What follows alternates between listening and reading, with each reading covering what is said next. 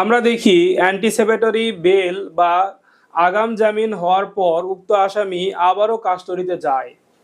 এটা কেন হয় আমরা এ সম্পর্কে একটু জানতে চাই। এটা হচ্ছে, এর আগেও তো আমি বললাম, অ্যান্টিসিপেটরি বেল আমার মতে আমি যতটুকু বলবো, এটা একটা লোক দেখানো জামিন ছাড়া আমি আর কিছুই বলবো না।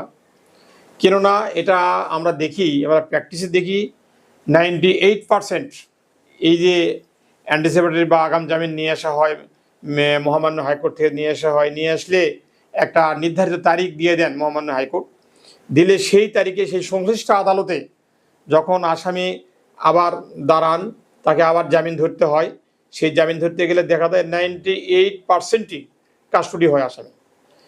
তাহলে এই জামিনটা নিয়ে কি লাভ? এই জামিনটা নিয়ে লাভবান কে হয়?